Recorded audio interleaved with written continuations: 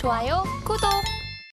자, 오늘 시장 간략하게 한마디씩 듣고 넘어왔는데요. 시장을 움직였던 특징적인 종목들도 하나하나 토크 나눠보도록 하겠습니다. 첫 번째 종목 만나보시죠. 네, 오늘 도저히 이 종목을 빼고는 시장을 얘기할 수가 없었습니다. 바로 삼성전자인데요. 오늘 하루 동안 삼성전자를 가지고 많은 분들이 좀 숨통 트였다 이런 느낌 받으셨을 것 같은데 해당 종목에 대한 이야기 나눠보도록 하겠습니다. 네, 외국인들의 강한 매수세에 심리적 저항선이라고 여겨졌던 7만 원을 삼성전자가 종가에서 탈환해 놓는 모습이었습니다. 신고가 골든벨을 울려줬고요. 52주 신고가를 삼성전자 앞에서 단어를 보게 되네요. 2.18% 올라주면서 7만 300원의 종가를 형성하는 모습입니다. 자, 삼성전자 무슨 말이 더 필요할까요? 오늘 정말 제 주변에서도 난리가 났었습니다. 드디어 삼성전자 앞에서 7을 보는구나. 해당 종목에 대해서 두 분은 어떻게 보고 계시는지 살펴보도록 하겠습니다. 전문가님들 칠판을 들어 주세요. 자, 살펴보도록 하겠습니다. 우리 성경희 전문가님 나 홀로 독주라고 적으셨고 우리 성경희 전문가님 옆에 문정욱 전문가님은 두 번 말할 뻔했네요. 웨인 폭식이라고 적어주셨습니다. 와, 저 방금 전에 굉장히 순발력 빨랐죠. 네, 이야기 나눠보도록 하겠습니다. 자, 성경희 전문가님 나 홀로 독주라고 적어주셨는데 앞서 시황에서도 삼성전자랑 SK하이닉스 이렇게 둘이서 지금 오늘장을 거의 불태우지 않았습니까? 근데 나 홀로 독주라고 하기엔 시장을 이끌고 있지 않나요? 시장을 근데 주변주들이 못 간다는 겁니다. 확산되지를 못한다는 겁니다. 수급이? 반도체도 뭐 DB하이텍 같은 종목들이 이때쯤 되면 움직일 것 같다 하면은 가는 척하다가 멍 때려버리고 꼬리로 흔드는 작업을 계속하고 있는 위기가 지금 보면은 시장은 아름답게 올라가는 것처럼은 보여요. 네. 근데 오늘 상승 종목수를 보셨습니까? 하락 종목수하고? 그건 전체적으로 보면은 8대 2 구조입니다.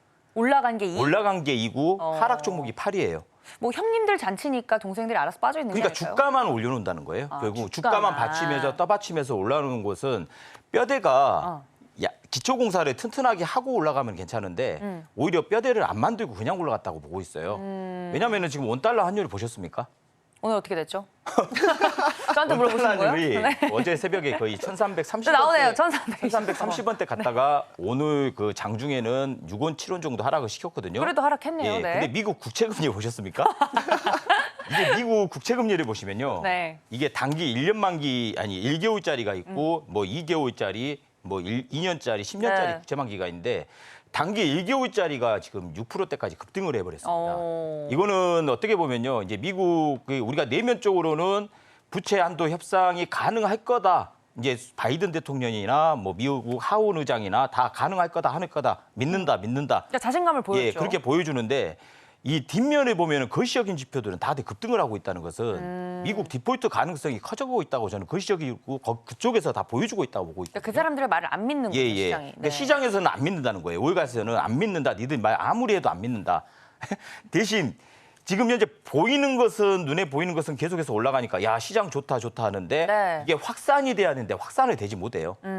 전체 종목군을 끌고 올라가는 섹터가 있는데 반도체도 어느 특정 반도체만 나눠져서 올라가는 파동을 주는 거고 특히 거기에 삼성전자, SK, 하이닉스만 독주고 나머지 시가총액 상위 종목들은 싸그리 붕괴되고 있는 상황이거든요. 반대로. 그러면 시장이 지금 그 전체적인 거래 대금이나 거래량 자체도요. 지금 6억 주, 7억 주밖에 안 나와요. 보통 10억 주에서 11억 주 이상은 나와야 되거든요. 기본적으로. 근데 안 나옵니다. 그건 이게 정상적인 상승세로 유지되고 있는 구조라고 파악을 할 수 있겠지만 시각적으로는 근데 저는 반대 구조라 생각합니다. 언제든지 갔다 2,600을 살짝 돌파시켰다가도 2,500을 한번 다시 붕괴시키는 파동 지그재그 이런 구조가 좀 한번 만들어지지 않을까 생각하거든요. 그게 D-Day가 지금 저는 개인적으로 생각하기에 6월 1일이 지금 부채 한도 시한입니다. 협상 그때를 생각하고 1일하고 6월 8일 선물옵션 동시 만기. 그다음에 그 13일, 14일 가면 또 FOMC 금리 결정하고 소비자 물가지수 다 대기하고 있거든요. 중요 이벤트들이. 그래서 그 구간 사이에서 뭔가 한번 이 삼성전자를 추가적으로 3,000원, 4,000원 정도 공격하는 날이 분명히 나타날 걸로 보고 있습니다. 벌써 마음이 아파요. 그러니까 어정쩡하게 추격 매수 때렸다가 오히려 개인들은 이 구간에서는 이제 PR 종목, 오히려 안 올라간 종목을 이동시켜서 거기서 하락받을 때 올라갈 수 있는 종목으로 이동해서 그 리스크를 좀 관리하는 구간 이것도 한번 생각해 보는 그런 시장이라고 판단하고 있습니다. 네, 말씀해 주신 것처럼 삼성전자, SK하이닉스가 시장 전반적으로 뭐랄까요? 그 레벨을 올려놓는 것처럼 보이지만 그 하위단을 자세히 좀 살펴보면 다른 종목들에게는 웃을 수만은 없는 날이었다 이야기를 해드렸습니다. 부실공사로 무너지는 건물들이 있는 것처럼 이 시장의 기초 체력이 좀 탄탄해야 하는데 무너질 것도 리스크를 대비해서 내려갈 때, 시장이 내려갈 때 오를 수 있는 종목들을 대비하는 것도 하나의 방법이 되겠다 이야기를 해드렸습니다. 우리 성경희 전문가님이 그런 종목 참 잘 찾거든요. 노란톡에 들어오시면 종목들 만나보실 수 있다는 팁을 살짝 전해드리고요. 자, 우리 문정 전문가님은 외국인 폭식. 그렇죠. 외식이 그죠? 아니라. 그러니까 외신이라고 했다. 외국인 폭식. 그죠? 폭식이라고 해주셨어요. 수급에 좀 집중하셨는데 외국인들은 굉장히 시원하게 사요? 그렇죠. 사실 삼성전자를 지금 올 1월 달부터 시장이 올해 1월 2일이 아마 저점이었죠. 그 지수도 그러고 삼성전자도 저점이었어요. 작년 9월 말에 저점을 제외하고는. 그러니까 이중 바닥을 찍는 시점에서의 지수와 삼성전자의 바닥이었는데 그 시점부터 외국인들이 무려 오늘까지 누적으로 보면은 약 9조 8천억을 샀어요. 삼성전자 단일 종목으로. 지난 2년 동안 뭐 10만 전자 간다고 했던 그 시기부터 2년여 동안 외국인이 어마어마하게 계속 팔아놨었는데 올해 1월 2일부터 해서 매수를 시작을 해서 현재 5개월 정도 되는 시점에서 9조 8천억이죠. 삼성전자는 사실 그 우리나라, 그러니까 외국인이 이렇게 사는 거는 삼성전자를 산다기보다는 그냥 그 대한민국을 산다. 그런 개념으로 보시는 게 더 낫다. 그렇게 보시면 되고, 무슨 얘기냐면은 글로벌 자금의 어떤 이동의 경로가 좀 변화가 좀 있다. 그렇게 좀 보면 될 것 같아요. 그러니까 지난 10년 동안은 이제 미국의 어떤 그 이 독주 그런 부분이었다면은 지난해 하반기부터는 사실 중국과 인도 쪽으로 글로벌 자금이 많이 들어가거든요. 거기에 이제 올해 들어서는 저희 한국과 대만 쪽에 이제 글로벌 자금 이동이 이렇게 이루어지는데 사실 그 사면은 뭐 외국인이 살 경우에 마찬가지로 삼성전자에 좋다, 뭐 앞으로 뭐 이렇게 좋다 해서 그게 산다기보다는 그냥 대한민국을 산다 그런 개념으로. 좋다기보다는. 그렇죠.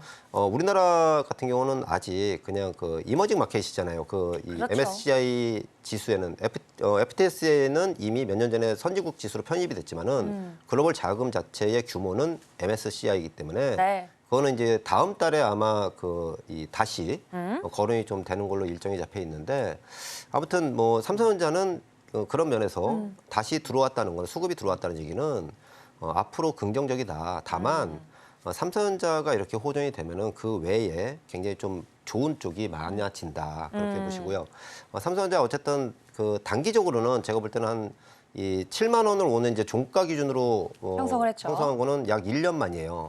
오래 걸렸어요. 1년 2개월 만이요. 그렇죠. 정확히 1년 2개월 만에 그렇게 됐는데 여기서 이제 조금 보유하신 분들이 고생을 많이 하셨을 텐데 좀 안타깝게도 제가 보는 시각은 약 한 7만 한 3천 원에서 7만 5천 원 정도가 이번에 어떤 그 단기적인 어떤 그 물량 매물벽 그런 좀 저항을 받고 소화를 좀 시켜야 되는. 왜냐하면 이제 작년 1년 2개월 전에 7만 전자에서 물려 계신 분들, 그 이상의 물려 계신 분들이 8층, 9층 많아요. 그러니까 호시탐탐 그런 그 자리를 볼 거예요. 그렇죠.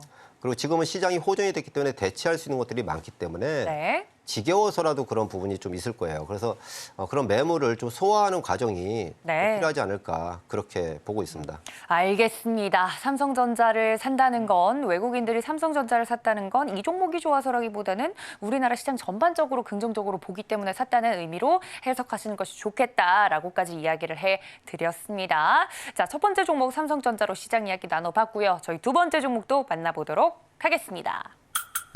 자, 두 번째 종목은 이오플로우인데요. 어떤 이슈로 올랐는지 살펴보시죠. 네, 이오플로우 미국 글로벌 헬스케어 기업인 메드트로닉에 인수된다는 소식에 장 초반부터 강세를 보였습니다. 대체 이 종목이 어떤 종목이길래 궁금하셨던 많은 분들이 검색량을 오늘 골든벨을 울려주셨는데요. 공시를 통해서 해당 내용을 말씀을 드렸고요. 이오플로우는 참고로 웨어러블 인슐린 펌프 이오패치를 개발한 기업으로 알려져 있습니다. 오늘 13.77% 상승한 채로 28,500원에 마무리가 됐는데 해당 종목에 대해서 이야기 나눠보겠습니다. 자, 이오플로우에 대해서 두 분 어떻게 생각하고 계시는지 살펴보도록 하겠습니다. 함께 보시죠. 네, 살펴보면 우리 성경의 전문가님 딱히 드릴 말씀이 없다. 이렇게까지 솔직해도 되나 싶을 정도로 그냥 그러면 점점점 적어주세요 하셨죠. 자, 우리 문종 전문가님은 백그라운드 등장이라고 적어주셨습니다. 자, 그럼 문종 전문가님 얘기를 먼저 들어보죠. 백그라운드 등장이라고 하면 백이 생겼다? 든든한 백이 생겼다는 얘기죠. 네. 사실 이오플로우 같은 종목이 지금 존재를 하는가? 근데 제가 다 상처예요, 전문. 근데 보면은 소리야, 이제 그게.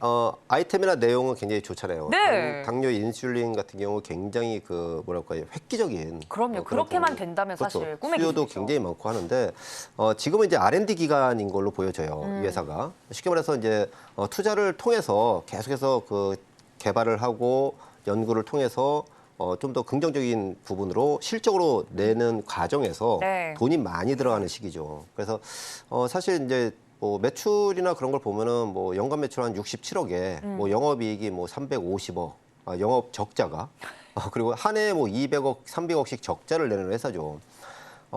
쉽게 말해서 이제 신약 바이오 개발 기업들도 마찬가지예요. 우리가 보면은 재무제표를 딱 까보면은 뭐 매출은 뭐 몇십억에 뭐 영업 적자는 뭐 몇백억씩 되잖아요. 그러면 결국 돈이 계속 들어가야 된다는 거예요. 그 장래 성장 그게 하나 딱 그 성공을 하면은 완전히 그냥 세상이 뒤집혀. 엄청난 거니까. 네. 근데 사실 우리나라에선 저는 그런 거를 본 적은 없어요. 근데 주가가 올라간 건 본 적 있으시죠? 주가는 엄청나게 펌프를 네. 한 거는 보고 저도 마찬가지로 그거에 편승해서 수익도 많이 본 적은 있죠. 뭐야, 네. 뭐 신라젠이나 뭐 그런 뭐 뭐야. 종목들을 네. 사실 제가 안 하신 줄 알았어요. 저는 그때가 돼서 그 수급이 왕창 몰릴 때는 그 시세는 온전히 다 따먹죠. 근데 야. 지금처럼 때가 아닌 때에는 여러분들이 물린다. 그래서 제가 독서를 많이 하는데 사실 이오플로우는 그래도 이제 클래시스의 그 이 과정을 좀 가지 않을까 그런 기대가 좀 많으실 걸로 보여져요. 그 클래시스 같은 경우도 그런 그 이 아주 그 뭐랄까요 그 강력한 백그라운드 그런 게 이제 좀 이렇게 되면서 더 좋은 그 원래 실적을 내던 회사니까. 그렇죠. 근데 이 그건 회사 같은 실적이 경우는 있었잖아요. 실적이 없는 회사인데 그 이 현재 아이템이 인수가 돼서 근데 오늘 이제 잠깐 그 기사를 보니까 인수하는 업체가 이제 자본도 이제 그 계속 투자를 해서 키워나가겠다 그렇게 나오는데 그렇게 된다면은 좋은 쪽으로 흘러가겠죠. 하지만 이제 지금 그거는 그 뒤에 확인을 해보자 그렇게 좀 말씀을 드립니다. 알겠습니다. 든든한 백이 좀 존재를 하지만 지금은 생겼지만 그 이후에는 주가 움직임 같은 경우는 그 이후를 더 보면서 조심스럽게 접근하는 것이 좋겠다라고 해당 종목에 대해서 이야기 드렸고 성경희 전문가님은 뭐 딱히 드릴 말씀이 없다고 하니까 여쭤보기가 좀 그렇습니다. 뭐 이런 종목은 안 보시나 봐요. 아니 보긴 보는데요. 네. 일단 뭐 재료화는 다 노출됐고 이미 그리고 재료 노출이다. 이제 자진 상장 폐지까지 시키거든요. 시장에서는 이제 없어진다는 그러니까 거예요. 빠이빠이. 네. 그리고 이제 애들이 이제 인수 대상 업체가 지금 유상증자까지 해가지고 그 물량까지 가져간다. 유상증자 가격이 25,000원대입니다. 그러니까 여기서 뭐 추가 상승시키기에는 제가 봤을 때는 역부족일 것 같고요. 네. 공개 매수가 들어간다고 해도 상장 폐지한 공개 매수도 들어가야 되거든요. 네. 그러면 주가의 가치가 높으면 높을수록 개인 투자가들의 그 자금을 더 투여를 해야 되니까 그렇죠. 최대한 눌러놓을 거예요. 그러니까 더 내려갈 일밖에 없다. 이제 내려가진 않아도 이 구간에서 그냥 왔다 갔다 춤만 치지 않을까 생각하거든요. 그러니까 그런 작업을 거친 다음에 크게 이런 종목을 뭐 아까 말씀하셨듯이 뭐 적자가 한 해 뭐 200억, 300억 적자인데 네. 차후를 생각하면 뭘까? 뭐 차후에는 자진 상장 폐지 구조가 만들어지니까 뭐 이런 종목은 그냥 매매 대상에서 좀 제외를 시켜버리는 게 낫지 않을까 생각합니다. 네, 알겠습니다. 좋아요, 구독.